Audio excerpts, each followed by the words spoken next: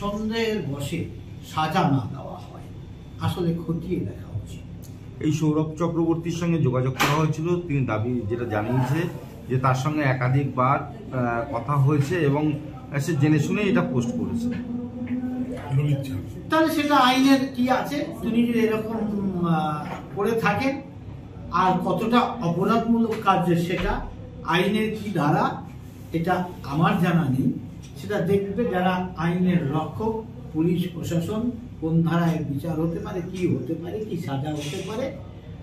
যদি কেউ অপরাধ করে তাকে শাস্তি পেতে হবে, এখানে আমার ব্যক্তিগত ইচ্ছার কোনো দাম নেই। রাহুল গান্ধী বলছে যে এটা মূল্যবৃদ্ধির প্রতিবাদ জানাতে গিয়ে এই ঘটনাটা ঘটেছে। সে মূল্যবৃদ্ধির প্রতিবাদ হোক, আর সামনে লোকসভা নির্বাচন, গোহারা বিভিন্ন রাজ্যে হারছে মোদিজির বদনাম করার জন্য, অর্থাৎ প্রশাসনিকভাবে এরা ব্যর্থ, আর সেই কারণে বিরোধী সংগঠনের যোগ আছে বলেই মনে হয়। কারণ যে নারাটা তারা লাগিয়েছে, স্লোগান দিয়েছে যে তানাশাহি নেই চলে, অর্থাৎ কয়েকটা সেশনকে যারা বরবাদ করলো, এই স্লোগান পার্লামেন্টের মধ্যে সেই এমপিরা একত্রিতভাবে লাগিয়েছিল। তাই এর সঙ্গে তাদের কানেকশন আছে কিনা, রাহুল গান্ধীর কানেকশন আছে কিনা, এটাও খতিয়ে দেখা উচিত। মমতা ব্যানার্জির কানেকশন আছে কিনা, এটা খতিয়ে দেখা উচিত। প্রধানমন্ত্রী নরেন্দ্র মোদী বলছেন যে এটা নিয়ে রাজনীতি করা উচিত নয়। দেখুন, রাজনীতি করা উচিত না ঠিকই তিনি বলেছেন, এটা রাজনৈতিক বিষয় না, কিন্তু ক্রাইম যদি হয়, ক্রাইমের উৎস তো খুঁজিয়ে দেখা উচিত। এটা স্লোগানের সঙ্গে মিলে যাচ্ছে, অবশ্যই উৎস খুঁজে দেখা। সংসদের মধ্যে এমন একটা জায়গা যেখানে এত নিরাপত্তা, তার মধ্যে এরকম ঘটনা, নিরাপত্তায় ব্যর্থতা আছে বলেই এবং তাদেরকে সাসপেন্ডও করা হয়েছে, এবং যদি ইচ্ছাকৃতভাবে ষড়যন্ত্রে জড়িত থাকে তার চরম শাস্তির দাবি আমিও করছি।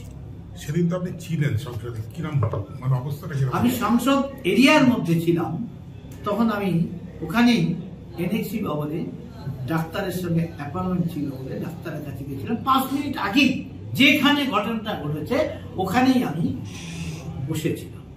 আচ্ছা দাদা, বলছি যে প্রধানমন্ত্রীর সঙ্গে মমতা ব্যানার্জির অভিষেকের সাক্ষাৎ, এটা কিভাবে দেখছেন? দেখুন, প্রোটোকল আমরা মেনে চলি। ভারতীয় জনতা পার্টি সভ্য পার্টি, কে অসভ্যের দল বলেছিল জানি না, তার দল আজকে নিশ্চিহ্ন হয়ে গেছে। তাই সভ্যতা অনুযায়ী, প্রোটোকল অনুযায়ী মুখ্যমন্ত্রী যদি প্রধানমন্ত্রীর সঙ্গে দেখা করতে চায়, প্রধানমন্ত্রীর দেখা করা উচিত। এটা সৌজন্য সাক্ষাৎকার, এখানে অন্য কিছুর বিষয় নয়। অতীতেও আমরা দেখেছি এবং সব রাজ্যের মুখ্যমন্ত্রী প্রধানমন্ত্রীর সঙ্গে সাক্ষাৎ চাইলে সাক্ষাৎকার তিনি দেন, এটাই স্বাভাবিক নিয়ম। এর মধ্যে ওই গল্প বানানো ঠিক নয়। মতুয়াদের সম্মেলন হচ্ছে, আপনি নিশ্চয়ই জানেন, তা সেখানে আপনার আমন্ত্রণ করতে পারেননি আপনি? দেখুন, আমি রাজনৈতিক ব্যক্তিত্ব, গ্রাসরুট লেভেল থেকে রাজনীতি করে সাংসদ হয়েছি। মতুয়া হচ্ছে ধর্মীয় একটা উইং। আমি তাদের জন্য নাগরিকত্ব আদায়ের জন্য পার্লামেন্টের দাবি তুলেছি, তাদের অনেক ক্ষেত্রে সাজ সরঞ্জাম দিয়েছি। আগামী দিনে অচিরে অনেক কিছু সহযোগিতা দরিদ্র পরিবার থেকে তাদেরকে দান করব, আমার সিএসআর ফান্ড থেকে, এগুলো আমি সহযোগিতা করব। আমি শিষ্য গুরুগিরি করি না মতুয়াদের নিয়ে। আর যারা রাজনীতি করার জন্য নাটক করে মতুয়া শাস্তে চায়, তাদের কথা আলাদা, তাদের ব্যাপারে আমি কথা বলতে পারবো না। আপনার ইঙ্গিত কি মুকুটমণি অধিকারীর দিকে, বিধায়ক আপনার দলের? আমার ইঙ্গিত কারো ব্যক্তিগত নয়, সার্বিক জন্য প্রযোজ্য। কারো যদি গায়ে লেগে যায় সেটা লাগতে পারে। আমি কাউকে দেখে রাজনীতি করি না, আমি দেশের জন্য রাজনীতির অঙ্গনে এসেছি। 22 বছর রাষ্ট্রীয় স্বয়ংসেবক সংঘের কাজ করে বুথ থেকে শুরু করেছি। অতএব কারো প্রতি আমার হিংসা বিদ্বেষ নেই।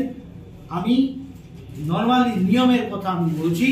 আমি যদি মতুয়া অর্গানাইজেশন করি, ধর্মীয় কাজই করব, আর যদি রাজনীতি করি রাজনীতি করবো, সংগঠন করবো। আমি এইটুকু বলছি। দাদা